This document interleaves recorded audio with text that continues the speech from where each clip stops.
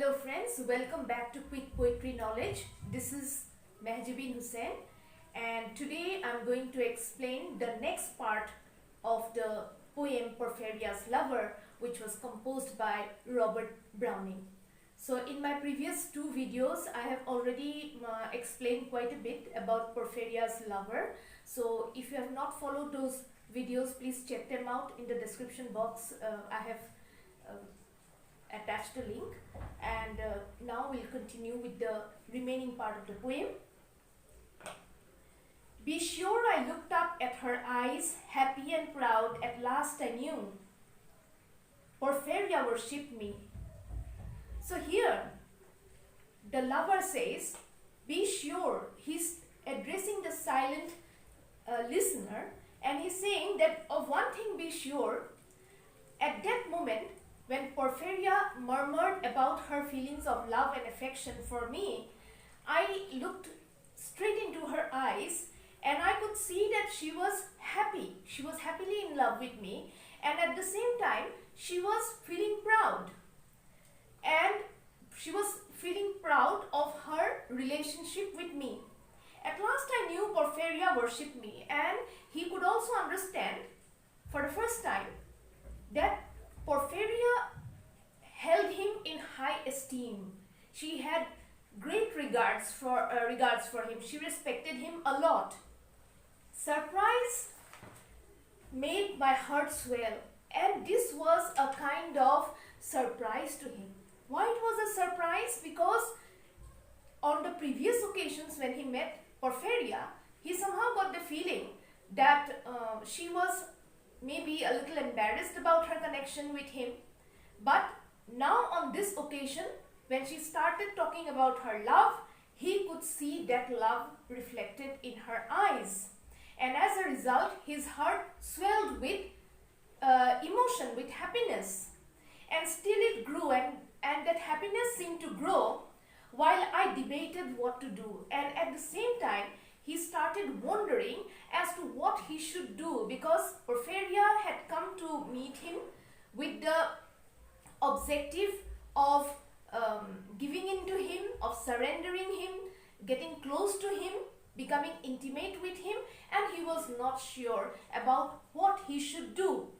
That moment she was mine fair. At that moment, with that genuine feeling of love and admiration that was reflected in her eyes, he could understand that Porphyria belonged to him. In all her beauty, Porphyria was his. Perfectly pure and good. And she was pure. She was with him, and that is why she was pure. She was not with any other person. And she was good. Means she was good for him. She was suitable for him. I found the thing to do, and he soon came upon an idea. He thought of a thing that he could do, and all her hair in one long yellow string I wound, and then he caught hold of her hair and tried to make it into one string, and then 3 times her little throat around, and he wound the hair 3 times, her hair 3 times around her throat, and strangled her. He killed her. No pain felt she, and he says that at that moment Porphyria did not seem to feel any pain. There was no reaction.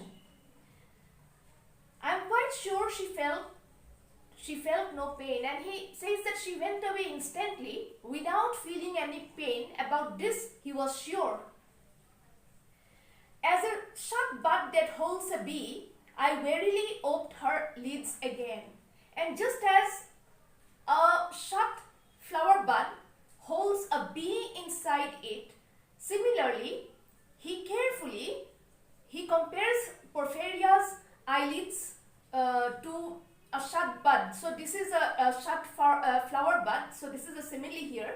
And he says that he carefully opened her eyes again, her lids again, laughed the blue eyes without a stain. And the blue eyes had no trace of any pus or blood, and there was no stain in her eyes, and she seemed to laugh back at him just as she used to do in her lifetime, and the blue eyes started laughing at him. And I untightened next the tress about her neck. So now he loosened the tress, he untightened it, her hair about her neck. Her cheek once more blushed bright beneath my burning kiss. He kissed her passionately on the cheek, and he felt as though her cheek was blushing. It had turned crimson. That was what he is saying. He was saying, I propped her head up as before. And with this, he propped her head, he put her head against him as before, her head which droops upon it still. Only this time my shoulder bore her head which droops upon it still.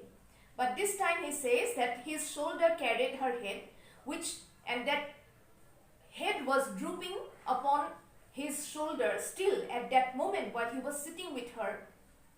The smiling rosy head, so it was, the head seemed to be smiling at him, and so glad it has its utmost will. Now he also says, he justifies his action of strangling Porphyria by saying that Porphyria, in her death, she seemed to be happy. Why she was happy? Because her lifelong wish to be united with her beloved, to become his forever, seemed to have been fulfilled with this act of her lover.